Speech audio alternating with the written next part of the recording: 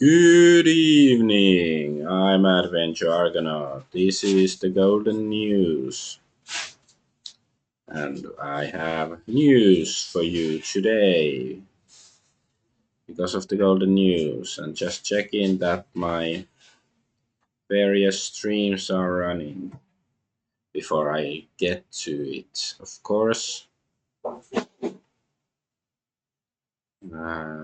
about this and that. Kick and Twitch are fine. Um, how about Rumble? Are you working Rumble Bumble?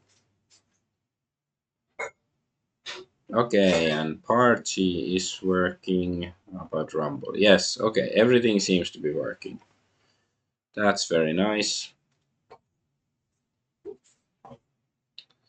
So let us get to the first story. And I didn't have time today to have like the title, headlines for these AI images. So yeah, this is about Trump, or rather the White House tweeting a meme about Trump as Pope. Which is, I think it's quite weird. Like, this is the White House account. It's not like whitehouse.com, which is a porn site. And they tweeted this AI generated image of Trump as the Pope. And of course, Pope Francis died just a week ago. Was it a week ago? 2 weeks? I don't remember anymore. Time goes so fast, anyways. But so I just think this is really weird that they would do something like this. I'd imagine, Catholics find this offensive, and I don't understand, like, because now the see is vacant, as they say. There is no pope currently, and they're like hinting that Trump should be the pope. Is this like some bluster? Like, did Trump have something to do with?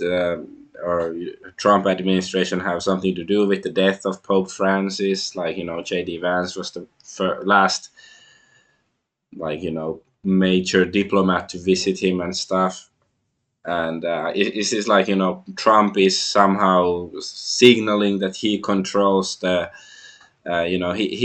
he controls the cardinals who vote for the next pope or something? Or I don't know. Or is it just they think it's funny? And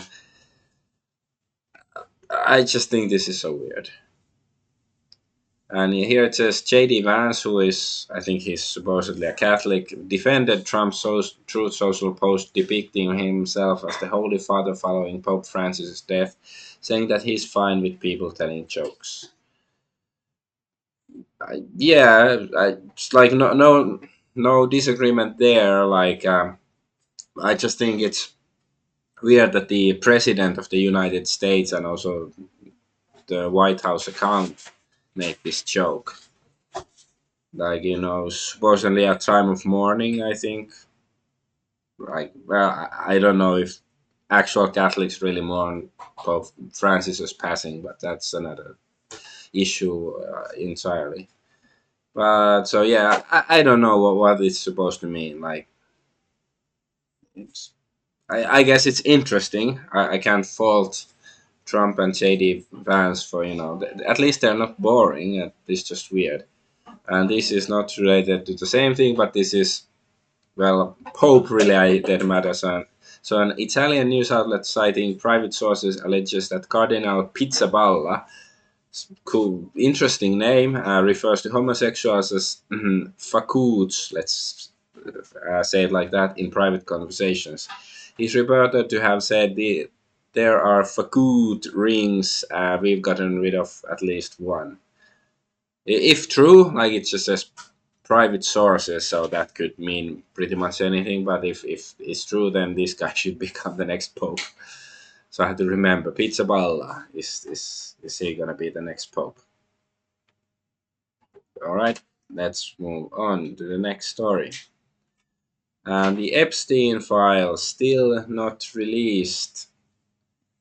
I forgot to play one more Trump Pope thingy. So happy about the image of you looking like the Pope. Oh, I see. You mean they can't take a joke. You don't mean the Catholics, you mean the fake news media. Not the Catholics loved it. I had nothing to do with it.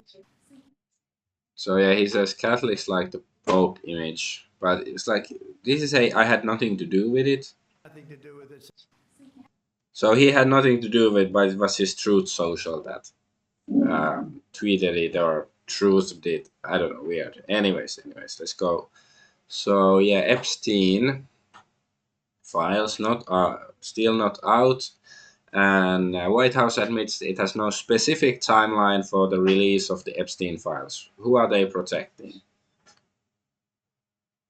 And yeah, White House has no specific timeline to release Epstein files despite Trump's promises. A number of files were handed to MAGA influencers amid a fanfare of publicity, but they turned out to hold no significant new information. So yeah, and Attorney General invited MAGA in blah blah blah. Yeah, is this the yeah? This is like 5 days ago. This news, and yeah, the Attorney General Pam Bondi, she was it like a month, 2 months ago? She said like the files are on her desk, but they're still not out. So I don't know what are they doing. Like, are they just incompetent? Maybe they never had the intention of releasing them, or there's all sorts of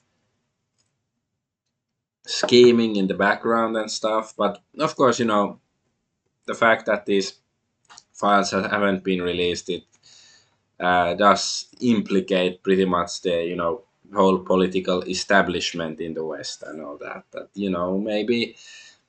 maybe every politician who is not speaking about this was somehow blackmailed by Epstein and his cronies.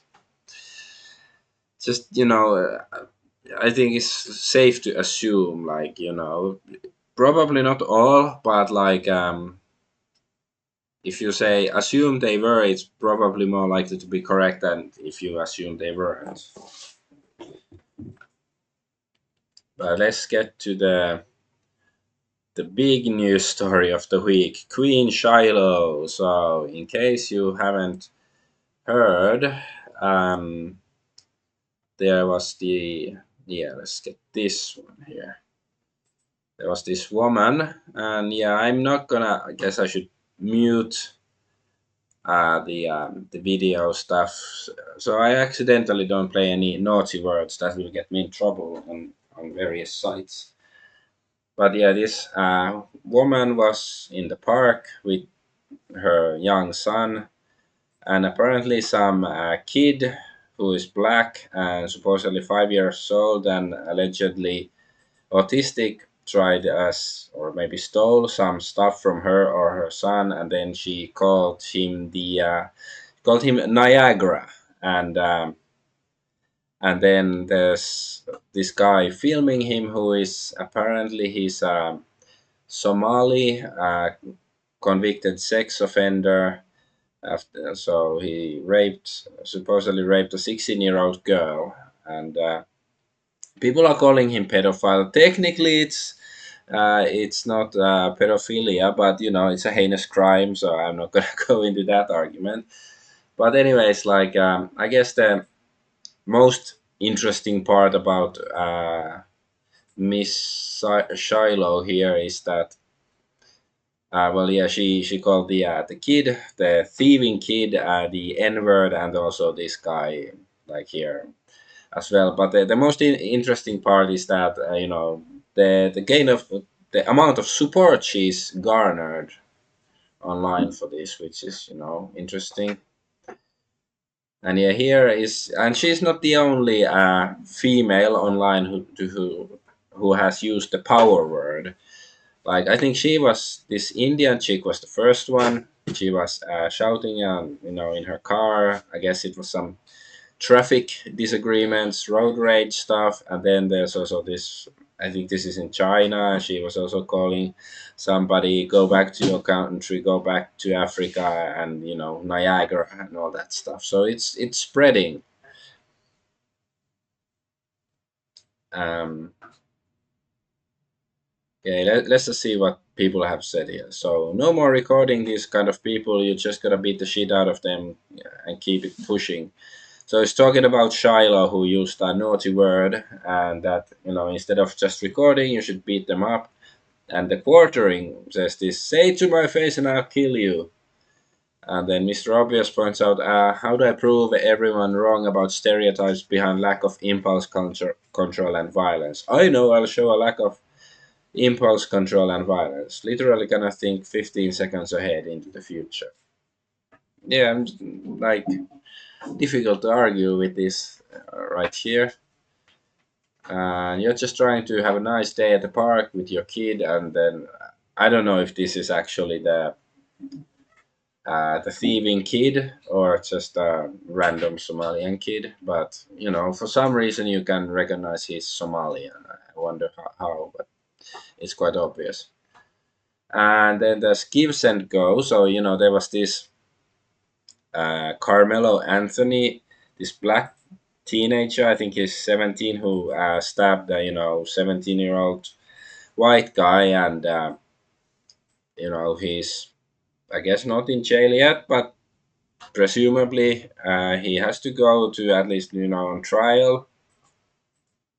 And what I've heard, it seems like a clear-cut case that he seems to be guilty, but still he raised $500,000 on gives and go from people just supporting him basically because of his ethnicity. And but now Shiloh Hendricks here has garnered more money than him, because of course some people want to cancel her because she used a naughty word, and it's just funny that um, many people don't find it offensive that this guy allegedly stabbed somebody to death, but it's, or at least they find it more offensive that she used a naughty word, she used a slur.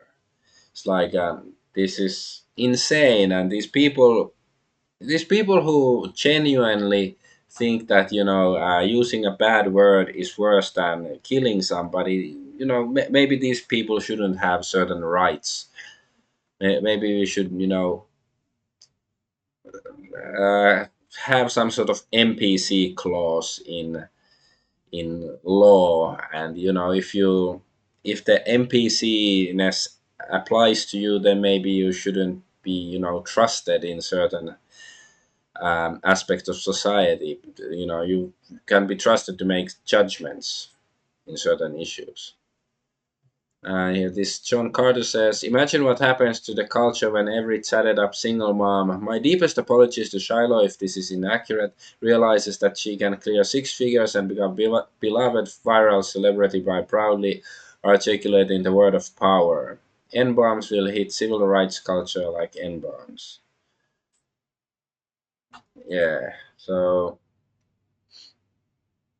but this woman, like, okay, let's be serious for a moment. Like, sure, you can say that it's a bit excessive to call a small child, use a racial slur like that. But then again, if he was thieving, was stealing stuff, and he's 5 years old, let's assume for now that he's 5 years old.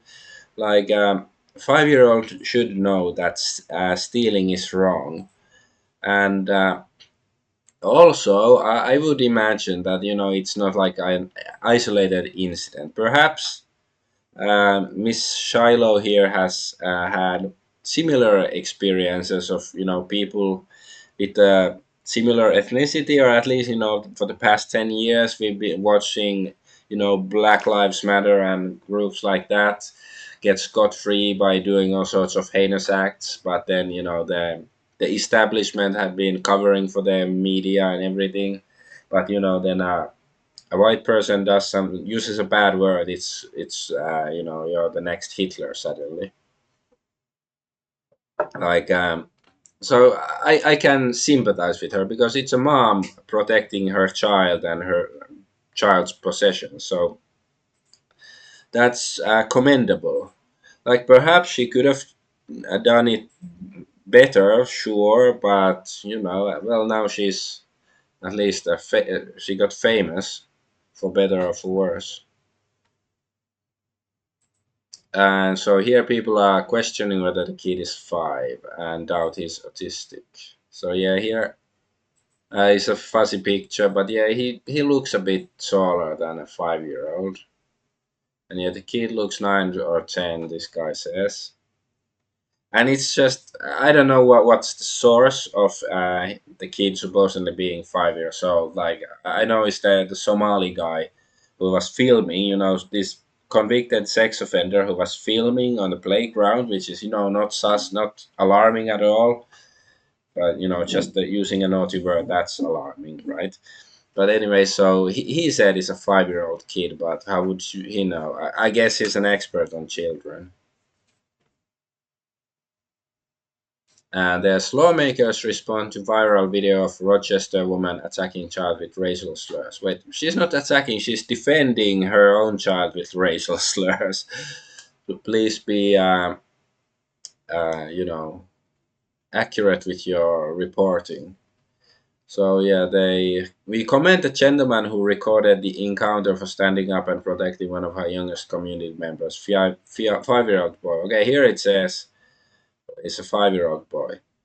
Okay, let's assume he is 5 years old. But it's like, okay, this gentleman who is, unless I've been given misinformation, he's still a convicted sex offender who raped a minor. So maybe he shouldn't be hanging around in playgrounds taking videos of children. And he did take a video of Shiloh's son, at least. And here Leonardo Joni says, these lawmakers forget they have names and addresses and their little Somali golems aren't going to protect them when hell breaks loose. I wonder what she means by that. I can't imagine what she's implying. Okay, what's this? But I don't like his anti-white comments you're allowing. Okay, because it's gives and go. So yeah, I guess he's the CEO or something of Gives and Go, which is this you can use them to send money to people, this website or something. At Give and Go, we recently disabled comments on the fundraising campaigns for Carmelo Anthony and Shiloh Hendricks due to the unacceptable volume of racist and derogatory remarks. So what I don't like is anti-white comments you're allowing. Yeah, I don't like them either, but there is little thing called free speech that is actually important in our country. So I guess this is probably from the Carmelo Anthony gives and goes stuff. So he's allowing anti-white hatred, but here I guess it's anti-black hatred, and now he's disabling comments, which is hypocritical. But somebody pointed out. Yeah, I think it's this one. You are not reading between the lines. Talk to people that have done payment processing. You will find they are under DNA, NDA, not DNA, NDA with Visa, Mastercard, etc. These companies had no issue with the cause for violence, etc. on the first campaign, but tightened the screws in seconds for the second. So yeah, I think. Well, why are these companies, Visa, Mastercard, are allowed to have a cartel or monopoly or whatever in payment processing, anyways? But that's another issue. Um,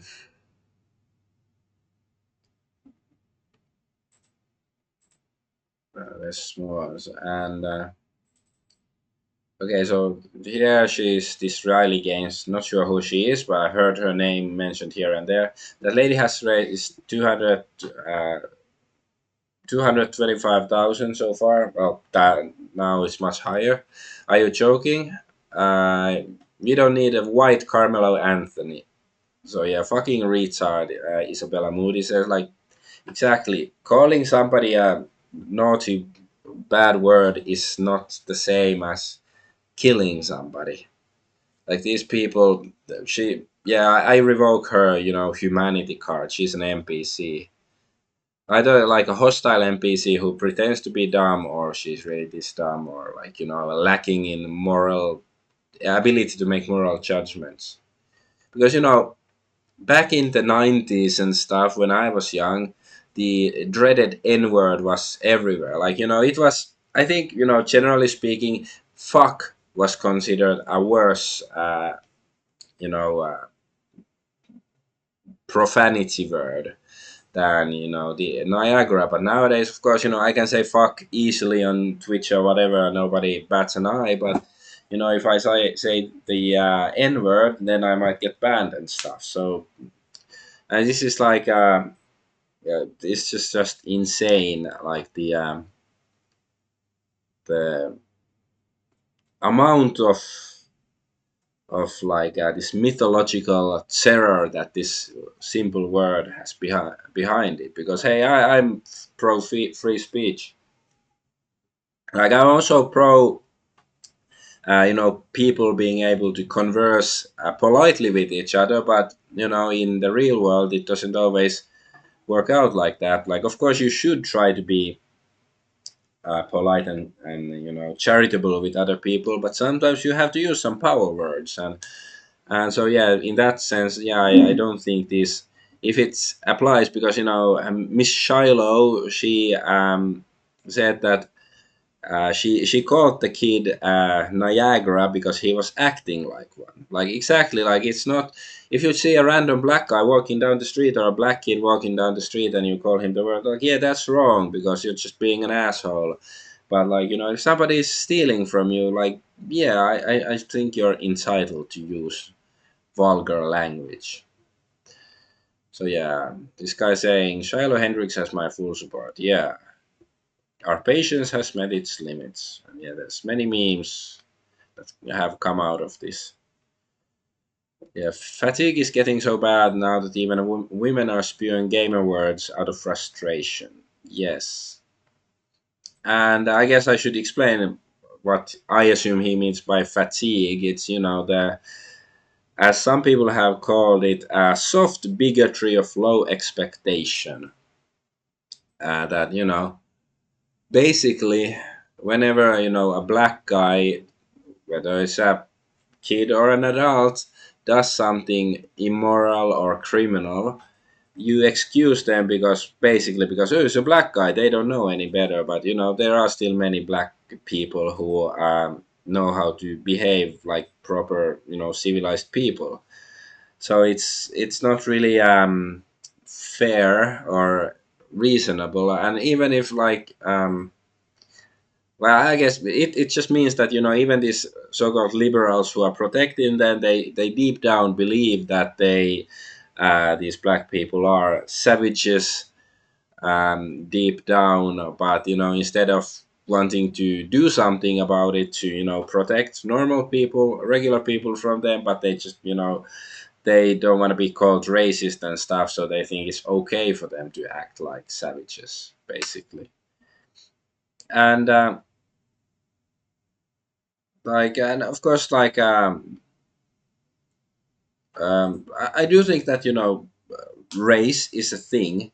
It's like people of different ethnicities, they have different propensities. Like for example, the NBA basketball, it seems to be the majority of best players there seem to be black, whereas not many Asian players. There are some. It doesn't mean that every black person is good in basketball or every Asian person is bad at it or anything. Or like ping pong is usually dominated by Asians, or like ice hockey is dominated by white people. But it's like it's propensity. And of course you can apply it to other aspects than physical prowess or whatever, like whether it's cognitive abilities or I don't know, emotional maturity. And that's not to say I certainly don't believe in any particular, any current human race to be inherently superior to others. I do believe there are differences in both their like strengths and weaknesses, as it were. And it should only be common sense to um, take them into account. Like the famous FBI crime statistics in United States that black people are 13% of the population, but commit, I think more than 50% of the violent crimes.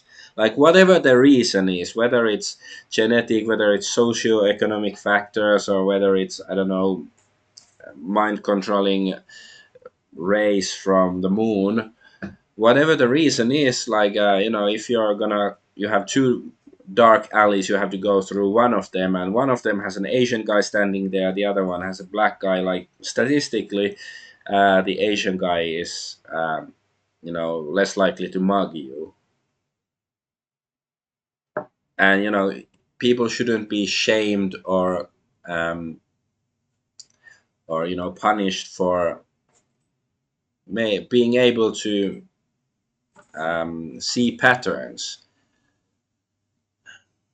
But just to reiterate, I'm saying hashtag not all, but certainly several black people in the past decade or so have done naughty things, and we should not allow people like that to get away with it, and we shouldn't excuse what they are doing. But of course, we shouldn't punish the ones who haven't done anything either. So yeah, and speaking of this is Tony Moon. He's one of the original roof Koreans from the rooftop Koreans from the riots in Los Angeles in 1992. Like one of the people presumably who was holding a rifle on the roof of their like a supermarket or something, and they were protecting it from looters and stuff. And he says, I'm okay with this. He's not a white supremacist or anything. So it's like, you just have to be a person who is able to make observations and see patterns and use basic logic. And people are seeing that this is like a heroic act because it's uh, a time of insane political correctness, and when you cannot call a spade, somebody who says you're a spade, people are gonna be elated. Okay, here it says NBC hires Carmelo Anthony to join network's NBA coverage next season. So wait, the stabber is invited to the NBA. Is he even like an expert on NBA or like basketball? I don't know what's going on. There's a bit more memes. Every king needs his queen. I think yeah, this guy is some plane, and he said I guess some game awards or something a few years ago. And I like this one especially. I think I like the art style of this. The I don't know triptych. How do you how do you pronounce triptych like this? Huh? I don't want you to bother me with that. All right, but that's with Queen Shiloh. Do yeah, I don't have really anything else to add to that. So yeah, that's interesting news. Let's move on to the next story. Canada and boomers. So there was the election last week. Then the Liberals won, and so boomers caused the Liberal Party to win Canada's elections, as voters over 55 were the only age group to support them over the Conservatives, 52 to 34. Voters aged 18 to 34 backed the Conservatives in 41-32, while those aged 35 to 54 supported Conservatives 46-39. Yeah. So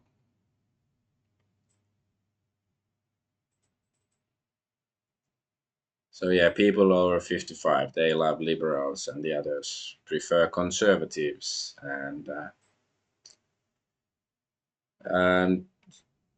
and this has goaded other people, people to complain and shit about boomers again. And I saw some comments saying like this is divide and conquer and stuff, like it's unfair to blame boomers, but like hey, I can proudly say that I've been blaming boomers for over 20 years. Like, already when I was 18, 20, or whatever, in the early 2000s, um, I sort of realized how, as a generation, the boomers had screwed things up for us. And of course, hashtag not all boomers, but as a generation, because like it's very popular nowadays to shit on millennials. I'm a millennial. I was born in the 80s and stuff, and to a large extent is deserved. I'm not very proud of my generation either, but at least we have the excuse that we inherited the world that boomers ruined, and it's basically like the boomers they built up the current system because like all these methods of control, and they didn't exist when they were young, and they reap the benefits of it. But and then just all the surveillance systems and stuff, they didn't exist um, when they were young, but now they do. And the boomers, of course, they worked in the factories and did all the work, and we were able to afford houses, and now we are not, and blah blah blah. And like, of course, you can say that they didn't know what they were doing, and that's probably true to a large part. Like they were sort of the first generation to be brainwashed by the TV, by mass media. Nothing like that existed before boomers. Like radio was a thing, but I don't think it was that effective as a brainwashing tool. But like I guess there's like some aspect of the boomer psyche that they're incapable of understanding change, at least like change for the worse. Because like boomers, they have you know, if they were born like, let's say, in the 50s or something, they TV, like maybe they remember a time before they had a TV, and then they got a TV, and then all this stuff. And they started with radio and TV, and maybe black and white, and then there was color TV, and then in the 90s there's cell phones and internet and stuff. So they have seen a lot of things get better, but it seems to be difficult for them to understand, like many things have gotten worse, and they are unwilling to admit that fact, or their complicity in it. um, because like even my mom, who is relatively based for a boomer in some issues, but like many times she'd said like how the social democratic party in Finland back in the 50s or 60s, how they made things so much better for the working for the working man. But nowadays there's like why are they not doing so well, and stuff. It's like it's obvious, like like assuming that what she said is true. But it's obvious that the party is not the same anymore. Like the name might be the same, but like all the people and the ideologies that they used to espouse, they are have changed. But somehow for the boomers it's so difficult to understand that sometimes things go shittier. Especially look at the world now compared to when they were young. So yeah, it's always fair to shit on the boomers. And I'm not saying that Canada would be a paradise if the Conservative Party would have won, but I'm pretty sure it wouldn't go downhill as fast. But hey, it's Canada, who really cares, right? Okay, and then TikTok news. Was this TikTok find? Wait, is it 500 trillion? Wait, it's million, billion, trillion, 530 billion. I don't know. It's a big amount of euros for sending European user data to China. So it's like first of all, like I'm pretty sure it's not TikTok. It's not the only company doing stuff like that. So I wonder if they are fined, and also it's not really a surprise. But like yeah, here I say like how about corporate death penalty for treason? Like if European Union, I assume it's the European Union who did the fining here. So if they find this as a bad thing, which I agree it is, but if it's a bad thing, why can't they just do corporate death penalty? Because corporations are people too. They are artificial persons, and if a human being is if human beings are can be killed, why can't we kill corporations? Like do put them on trial for treason or something, right? Like I really think corporate death penalty should be a thing, or at least put them in prison for life. Like just finding the money isn't gonna cut it. If I go kill somebody, I can't get away with it. But well, okay, if I had this much money, I would get away with murder. Scratch that. What's this? It's Germany and AfD news. The Alternative für Deutschland. So, just in Germany's Federal Office for the Protection of the Constitution, BFV classifies the AfD as a party of firmly right wing extremists. So, what does it mean? That the German spy agency brands far right AfD as extremist opens way for closer surveillance.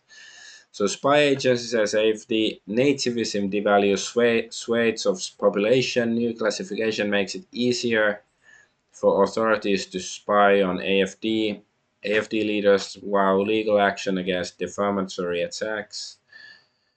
Party now unlikely to get key committee post in parliament. Move comes as AfD tops some nationwide polls.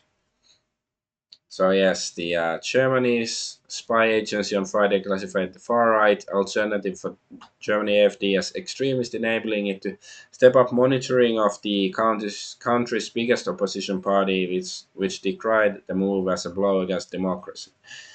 Then yeah, this far-right party have to remind everybody that the leader is a lesbian woman with a whose wife or whatever is from Sri Lanka. It's far right. It's like really like some um, sketch from like 30 years ago from some TV show.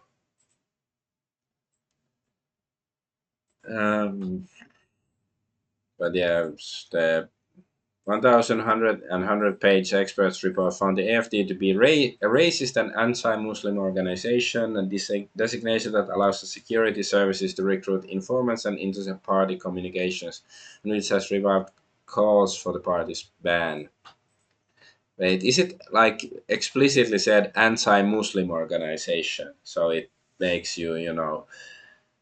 Is it in like German constitution or something like you don't be anti-Muslim? Like what about anti-Christian, anti-Buddhist? Do they have the same, or is it just anti-big religion? Is it defined like that?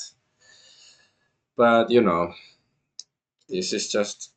I guess the reminder should be that you're not gonna vote yourself out of this situation. You need to do a bit more than just voting to fix Germany or any other European country that's completely fucked like Germany or Canada, which is not a European country, but you get the point, I hope. And Luigi, is it Luigi Mangione, news that maybe he was framed. Assuming this is true. So, breaking the latest motion states patrolwoman searched Luigi's backpack at McDonald's without a warrant, then repacked the items and left the restaurant with the backpack, with no body cam footage for the next 11 minutes during her drive to the precinct. Okay, if she normally has the body cam, uh, recording, but this for at this occasion it wasn't for 11 minutes. That's really sus. Okay, upon arriving at the precinct, she resumed the warrantless search and found a handgun in the front compartment. So yeah, it sounds like he was framed. If this is accurate, like of course this is just a screenshot from some random account I've never heard before, but well, the name says Luigi Case File, so I guess it's following the case. But I don't know how reliable the account is or anything. But yeah, certainly sounds like he's been framed if this is true. But let's move on then, because I don't really know how to keep tabs on that stuff. And Twitter, they sort of stopped payments to India from Twitter because apparently there were lots of bots, like gaming the system to give their more money when if you're a premium user, and then you can get money at least theoretically from Twitter, and I guess they were somehow cheating. And now Indian accounts are threatening to boycott X and improve the platform after Elon Musk's reduced their payment to be commensurate with their country's purchasing power. Musk made this change after Indians were caught using bot accounts to game the system. Yeah, and yeah, Twitter actually halted payouts to India, so no payout, no premium. I guess that's good if they did that. Sort of funny. Well, let's move on. What's this? Oh yeah, Israel delenda est. Israel should be destroyed, and actually God seems to agree with me. So Israel is on fire. God had enough. Yeah, I think God has been watching Golden News. Israel wildfires. 9 settlements reportedly evacuated as Jerusalem Tel Aviv highway closed. At least 12 injured with no control of flames inside. And I think I saw some news about like rain and flooding or something now, because this was a few days ago. So of course, I'd rather advocate for a more peaceful way of delendying Israel. But like if this gets it done, then I guess it's God's work. And here it's a Syrian girl says Yemen just struck Israel Ben Gurion airport with a missile in an attempt to stop the genocide in Gaza. This comes after the US bombed Yemen and killed civilians. The Houthis are the only real ones. Like, yeah, I don't really know why I'm supposed to hate Houthis. Like, well, I know, like, politically speaking, why some people would want me to hate them, but why would I really? Like, well, what have they done to me? Have they, you know, have they sent, waves and waves of millions of mass immigrants to Europe or anything like that? Have they promoted LGBT propaganda in, European countries? I don't think so.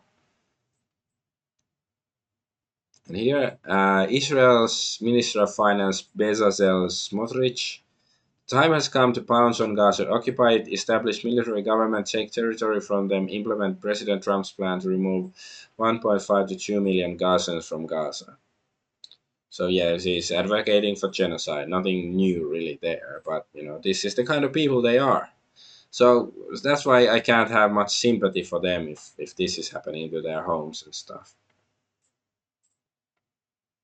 And yeah, Greg Abbott is saying anti-Israel policies are anti-Texas policies. Sent a letter to the city of San Marcos today condemning its proposed anti-Semitic resolution openly floating Texas state law. So like, what is it like? It doesn't make sense. And yeah, this is Abbott, of course. What's Kittler's opinion of this governor? I can't say I disagree with it, but it's just makes sense. Like it doesn't make sense to me. Like let's say I went to a supermarket in Texas to I don't know I want to buy paprika or bananas or whatever, but then I noticed a label. It says from Israel, and it's like okay, I'm not gonna buy it. Then will the cops arrest me because I just boycotted Israel? Is that how it works? And how can you like anti-Israel policies are anti-Texas policies? Like how are they related? Like they're not like neighboring states or anything. Like you could say like Mexico or something is much more closely allied. Is that's the closest ally of Texas or something. Like Israel is far away on the other side of the Atlantic and the Mediterranean. Like so, of course, obvious because it's blackmail basically. It's they control the U.S. government more or less, so that's why. But it's like you cannot really explain this sort of behavior in any other way anymore. America is an occupied country, so breaking House to vote on a bill that would punish U.S. citizens with up to 1 million fines or up to 20 years in prison for boycotting Israel. So yeah, if I refuse to buy the Israeli paprika in the store and I was in America, I have to pay $1 million or 20 years in prison. Like what the fuck does it mean? Texas pays this many numbers. Is it trillion? Well, almost 1.5 trillion in federal tax dollars for Israel's weapons, but could instead fund households with one month's free rent, children receiving free or low cost healthcare for 1 year, families with 1 month's free groceries, students with their loan debt cancelled.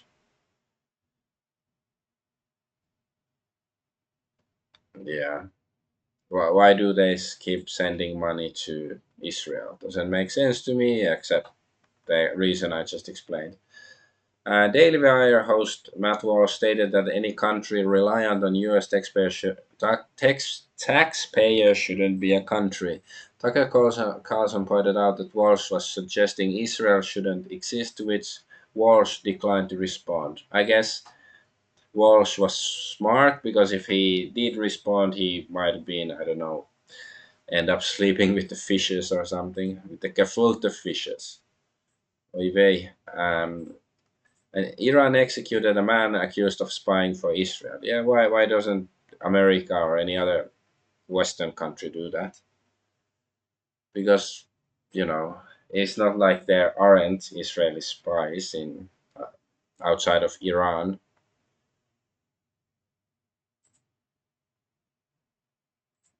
Um, okay, and this is tangentially related because this is 9/11 related. This is about AI, so uh, holy shit, not holy shit. No wonder they want AI safety so bad. So let's see.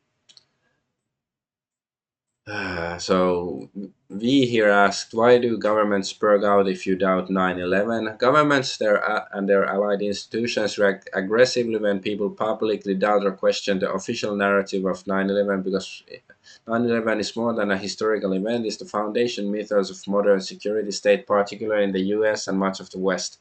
Doubting it undermines the entire post 9/11 political architecture, which has become deeply entrenched. Here's why they sprung out to use the phrase when it's questioned.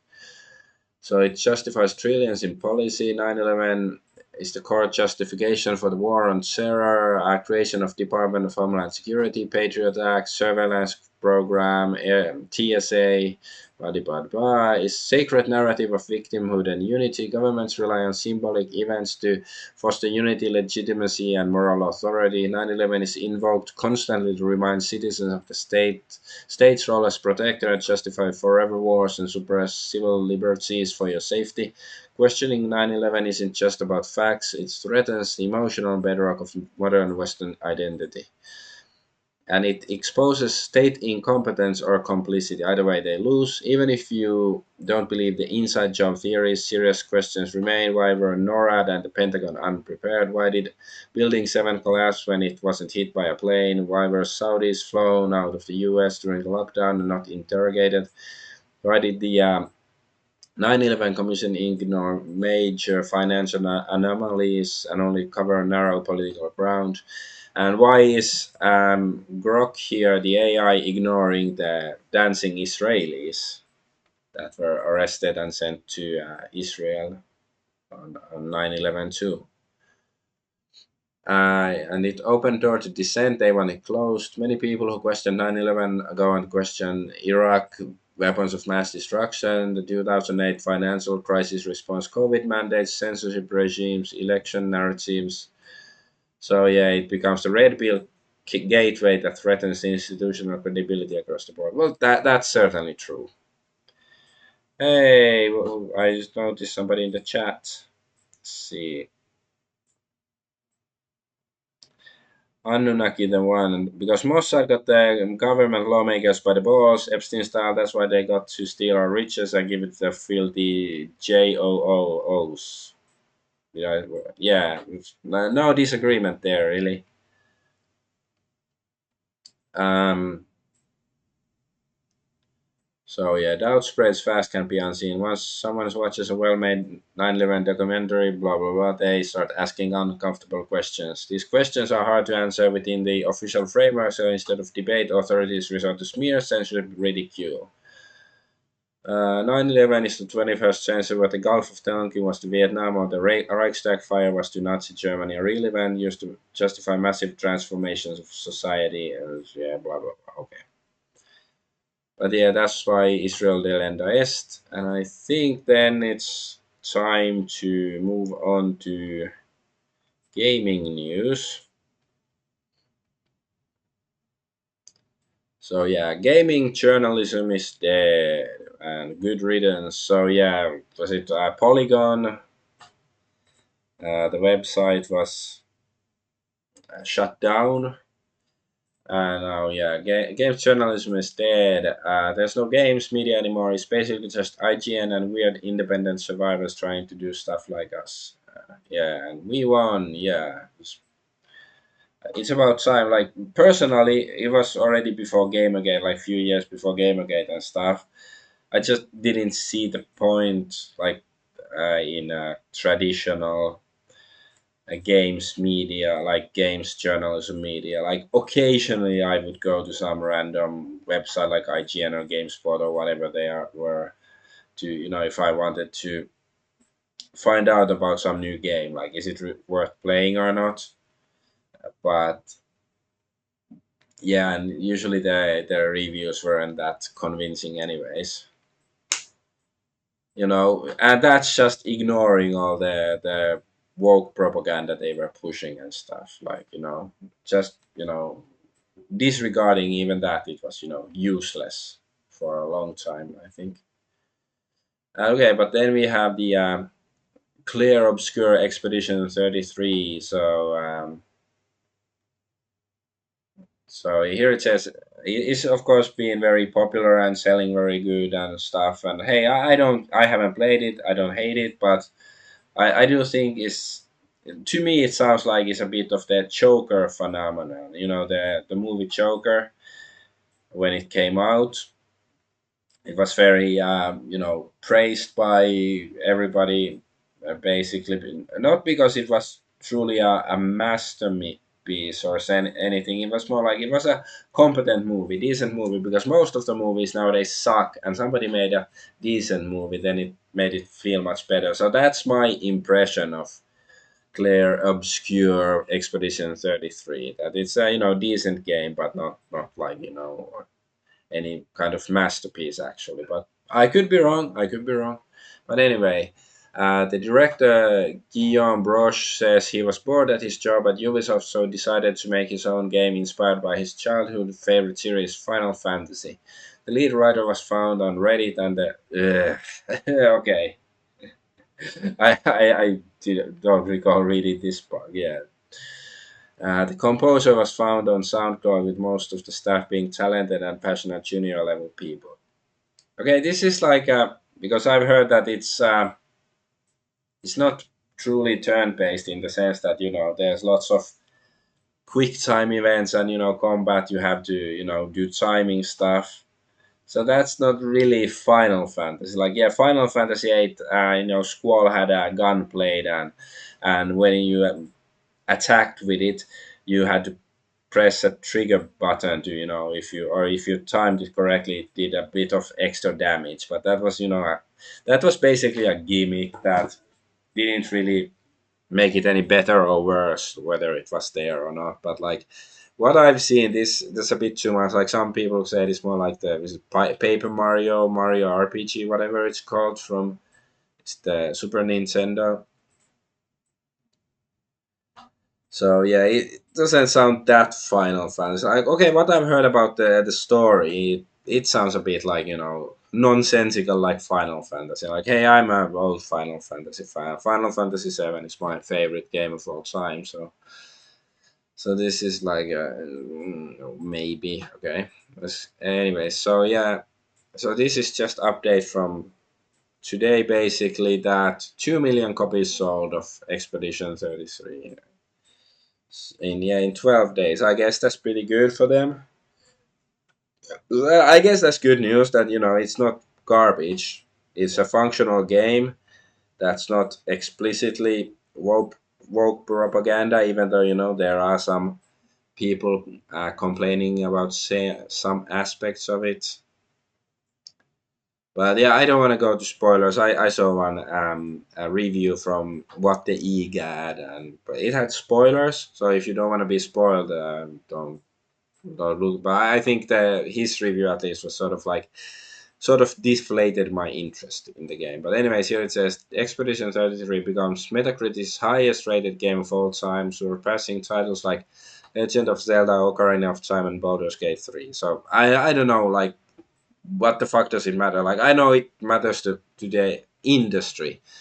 It helps them make more money and stuff, so it's good for them. But like, as a player, should I really care? Like, okay, it's not like a garbage, buggy mess or anything. That's what it means. That it's a functional game. That's all I can really realistically derive from this high score.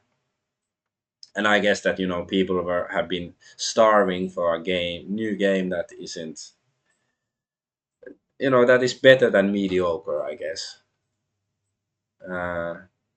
Okay, and here, so Clair Obscur. All right, convince me to play it. I just wanted to.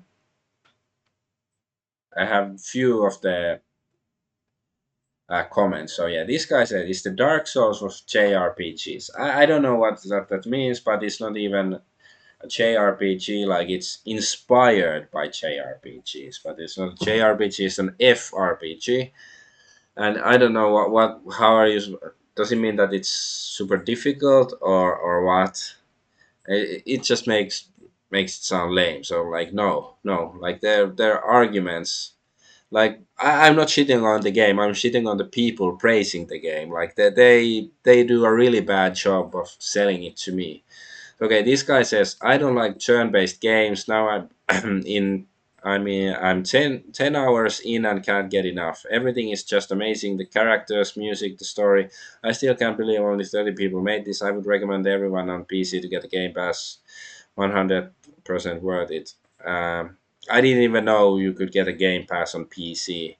I thought it's only for Xbox. I guess not. I don't do Game Pass. But anyways, this is the piece de resistance.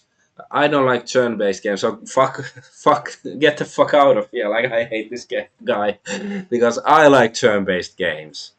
So by that logic, I probably wouldn't like this guy because our taste in games are completely different. It's like I don't like chocolate, but this anchovies and pineapple chocolate with no actual cocoa in it. It tastes really good. So that's my favorite chocolate. It's like what the fuck doesn't make sense. Shut up. if you're really trying to convince me, and this is, I guess, this is like the dumbest argument ever. If you still need to be convinced, then you don't like RPGs, which is fine, but rarely is a game so well received by so many audiences and the trailers were spectacular. Like he's trying to get convince me, and me too. Like convince me. Like why should I play it? Like this says like I haven't played it, so of course I don't know if it's good. I just see that many people saying it's good. Also, since some people say it's not that good. Like okay, nobody has said it's absolute garbage. I guess that stands for something. But this is like this is one of the dumbest people on earth, I think, because it's like how can I you know give me an actual argument. Like somebody said it has good gameplay, good story or something, but this guy says nothing. It's just like, no, I like RPGs. I like turn-based RPGs. So why should I play this one? Because there's plenty of more interesting turn-based RPGs I've yet to play. But okay, that's the Clair Obscur stuff. But like, yeah, it's I do feel like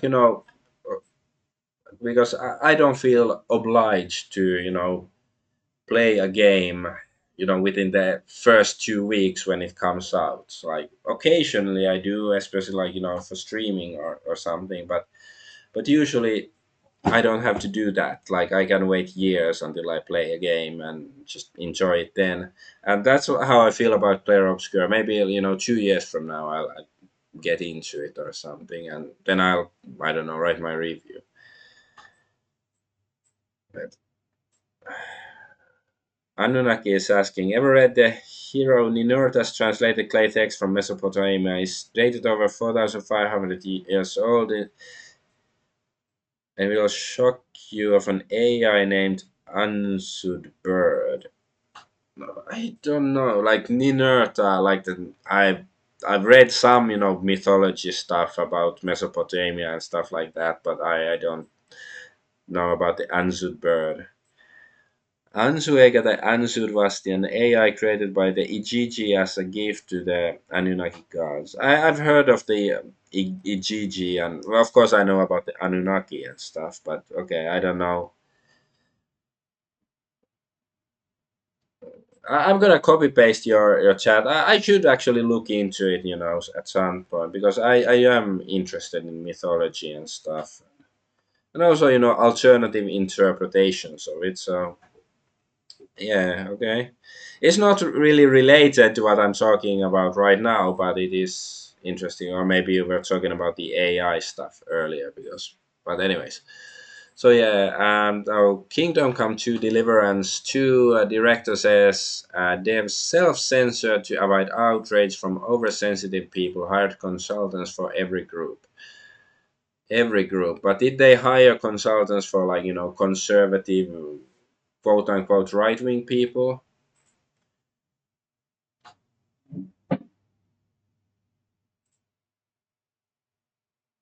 Like, does the every group here only refer to various leftist organizations who like to get triggered by everything? But anyways, it sort of proves that people who were criticizing Kingdom Come to Deliverance 2 for its woke aspects, like they enforced homosexuality and Mansa Musa, the African in medieval Bohemia, who doesn't really belong there and stuff. So we were right to be critical, but a bunch of people ignore it because it's not woke because I like the game or because it looks cool. So yeah, even this guy John Del Arrow says we were right about Daniel Bavra and Kingdom Come 2 all along. Holy crap! Will I get an apology? So Daniel Bavra talks about his fear of being fired if he didn't appease journalists and how they self-censored and removed portions of Kingdom Come 2 Deliverance 2 after using sensitivity consultants in New Jack interview. Uh,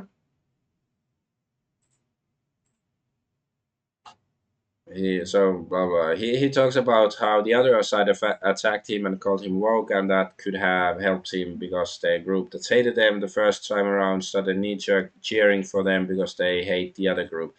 he talks about how he took the journalist criticism of the first game to heart, and they put some things into the game based on that. Then he rambles on about racism and anti-woke and how he identifies as a centrist now or something, and talks about extremist Christians coming after him and calling him things because he trampled on Christianity. And then the host starts shilling The Last of Us 2, and they start talking about, well, okay, whatever. But I've seen some people argue that this is sort of like, Vavra was forced into it, and but like I call bullshit, because he was insulting people who did had issues with, like, the gay romance, that previously heterosexual characters were suddenly bisexual and stuff, because it was clearly because of this sort of external pressures that caused them to have this. But so yeah, Daniel Barbara, it wasn't like, he's not a victim of circumstance. He was being a complete asshole when the game came out, and insulting and all that.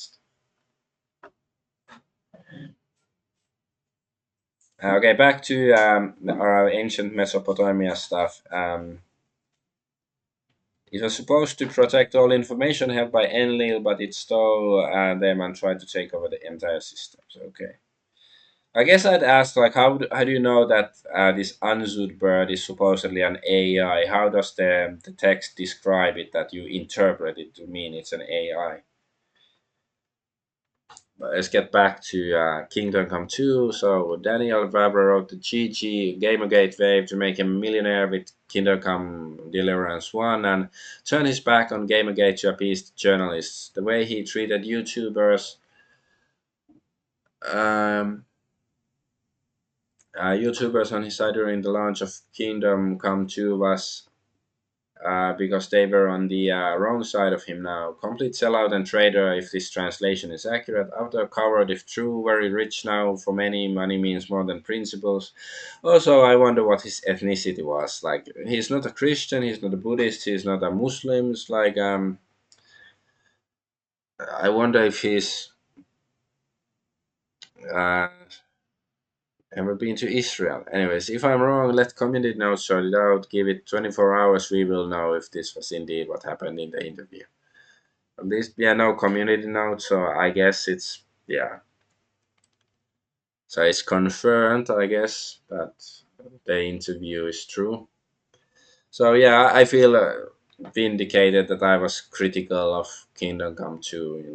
Once we heard about the gay stuff.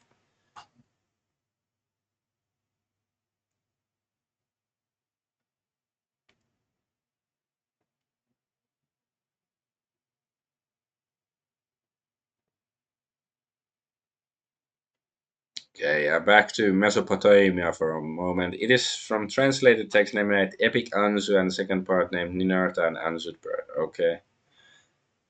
Okay.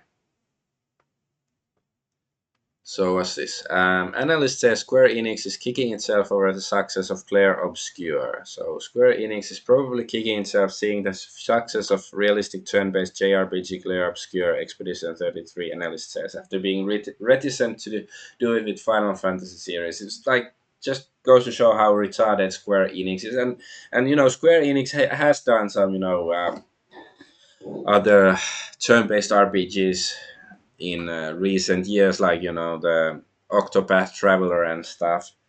But of course, like, why isn't Final Fantasy part of that? Because that's arguably the biggest uh, turn-based JRPG series ever. Like, the Japanese might disagree and say it's Dragon Quest, but at least I think in the West, Final Fantasy is much more popular, and certainly for me it is. So yeah, the series that made its popularity by making turn-based RPGs, like, no, we're not gonna make it into a turn-based RPG. We're gonna do something else. And it's like, yeah, how did that work out for you? Because I think they said that they claimed that people don't want to play turn-based RPGs anymore, but turns out they do. If you make a good turn-based RPG, people come to it. They will play it. They will buy it. And yeah, this is a fun story. Bungie, the company behind Destiny and now Marathon remake or something, Bungie may lose court case because they sunset their own game. Bungie, the creators of Destiny 2, is facing a lawsuit from author Kelsey Martineau, who claims the game's Red War campaign released in 2017 infringes on his copyrighted work.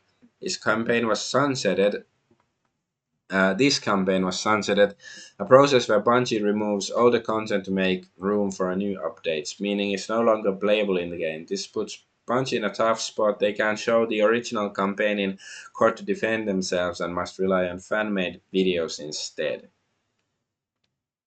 Okay, like somebody pointed out in the comments that,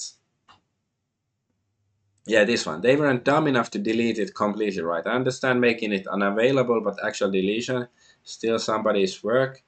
Yeah, like if they actually deleted it, it's retarded. Like, it's completely retarded if they did it like that. Or, but if they have the material and it's actually like they didn't copy this Kelsey Martineau, then the I don't know the lawsuit is retarded. I don't know. This was so absurd, but hey, I know very little about Destiny 2 or anything. I haven't played it because it's what's this? Eternity games. Like it's not a game with an end. Once the live service, that's the curse word that I don't like. Curse word for me at least. And here, Doug Bowser confirms Nintendo will maintain their DEI policies despite Trump's wishes. So Doug Bowser, yeah. I'm not quite sure what sort of DEI policies. Like so far, they haven't been that woke. Even though Nintendo has done other very annoying things that I disagree with, but so I don't know like to what extent it means that are they going to go full woke or not.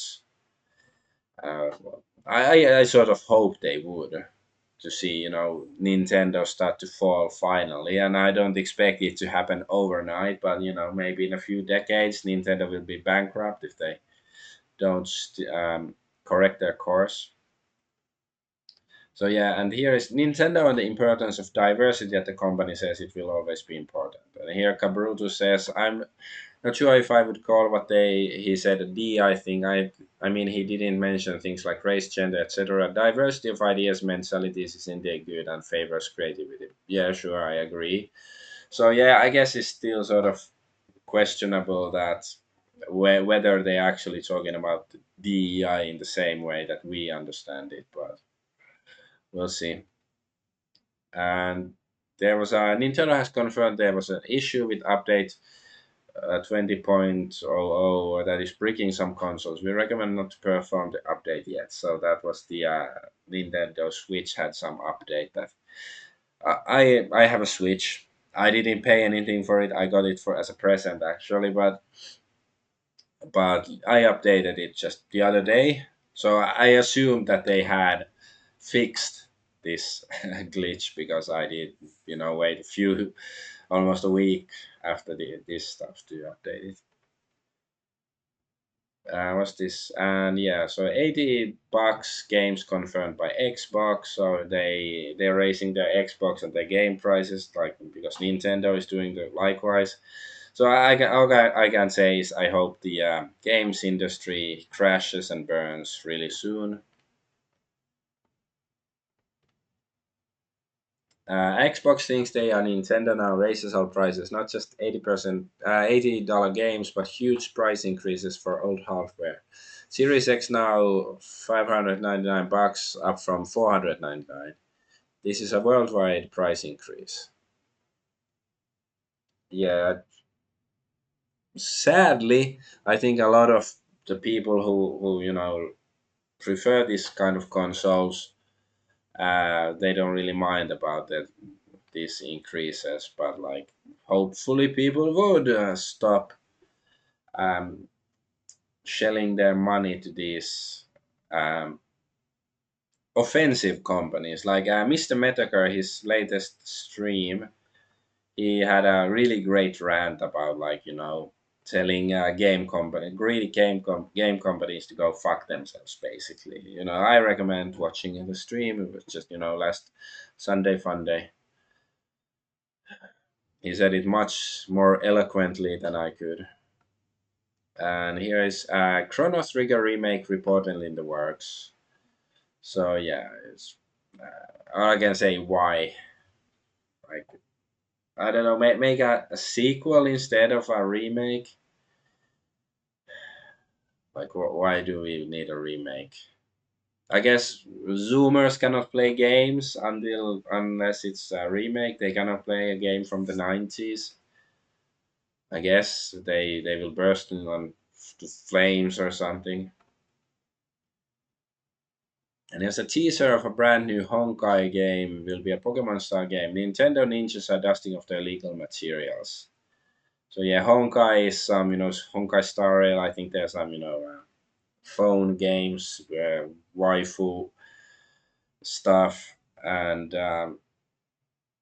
haven't played. But if they're shitting on Nintendo and Pokemon, I'm all for it. Yeah, I think every game company should rip off Pokemon just to piss off Nintendo. That's good in my book. And rest in peace, Skype. Skype will end its service today. Well, that was yesterday, I guess. The free calling service, which is also was also widely used for gaming, will end its more than 20-year history. Microsoft is moving all accounts to Teams. Don't forget to transfer your account and export your data. Yeah, it's like it's so depressing. Like Teams, and what's that? Google Meets. Like these are the alternatives to Skype, and it's so depressing. And even now Discord is being so, like, it's becoming public. I guess they really want to control your communication, that you cannot have anything good to communicate online with people. But yeah, rest in peace, Skype. I haven't used it much in recent years, but, like, 20 years ago it was lifesaver, um, communicating online and stuff. But that's all I got for this week. So I don't know what should I say. May all the greedy game companies burn, and Godspeed to Queen Shiloh and all that. I'm Adventure Argonaut. Thank you for watching, and bye bye.